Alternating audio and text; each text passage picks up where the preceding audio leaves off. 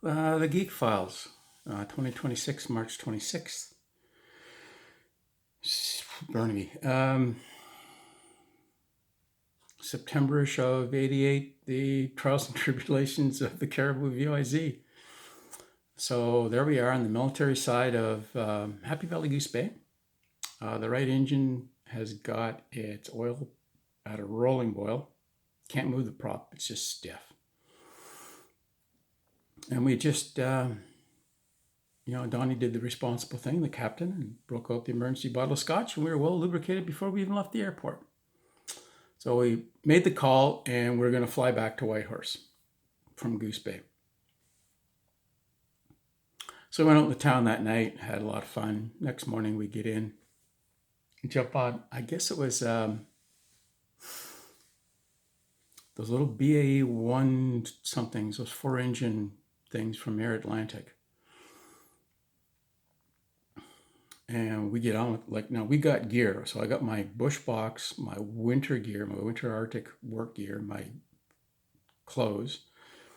Donnie and Blaine have got their brain bags full of, they're full of all their charts and stuff, their winter flight gear, and their winter street clothes. We got a lot of gear.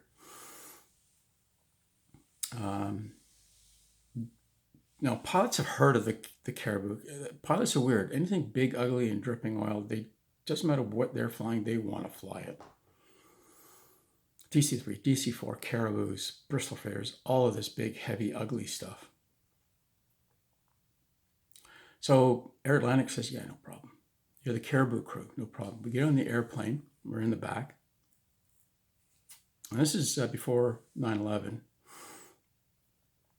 So the cockpit door is open. The stewardess comes back and says, you guys the Caribou crew? We say, yeah. She said, well, captain says booze is on the house.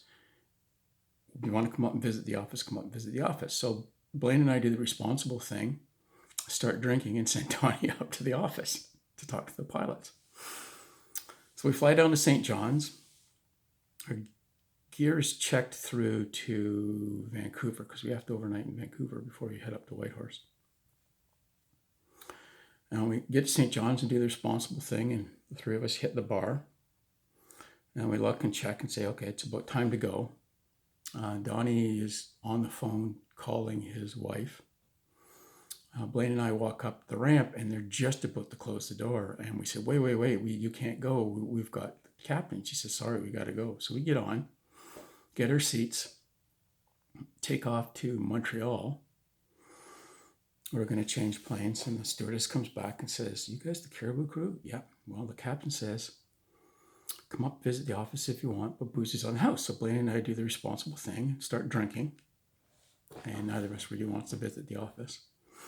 And then Blaine gets the bright idea, well, he's only there to fly the Caribou. It's broken, so he might as well change planes in Winnipeg and fly back to his family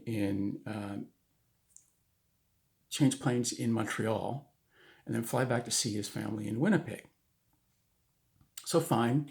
So he gets off and changes with his carry-on and changes planes in Montreal, changes his ticket, flies back to Winnipeg.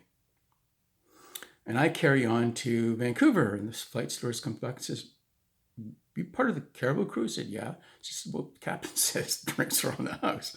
So I do the responsible thing and start drinking again. And I get to Vancouver, and when I get off the airplane, I realize that not only do I have my bush box, my winter Arctic gear, working gear, and my street clothes, but I've got Blaine and Donnie's brain bags.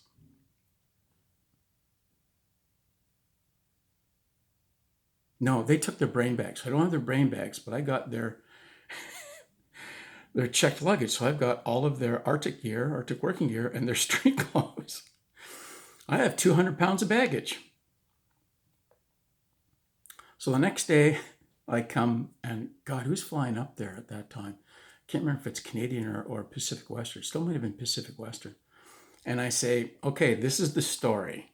And start telling the story, and the check-in woman says, oh yeah, the Caribou crew. Don't worry, we got you covered. So I fly back up north with 200 and some odd pounds worth of gear with no extra baggage checked. Yeah, so, it took 4 days to go from Whitehorse to Frobisher Bay, then down to Goose, and then it took like a day and a half to go Goose Bay, St. John's, Montreal, Vancouver, Whitehorse. Yeah, they were. Well, Ambrose sure wasn't happy with him when I got back. But I said, "What do you want me to do?" Like it was just it was a typical, caribou. You're not looking after your aircraft. It's come home to roost on you now. You got me fired for not looking after VYX after 3 months, and that was in far better shape than VYZ ever was. So yeah, but it paid out. I can't. I was the only one who made money on that trip. I have no idea how they had to send someone out to change the engine. Maybe Terry flew out to change the engine. Yeah. So making appropriate life decisions. You don't make any money, but boy, do you get good stories.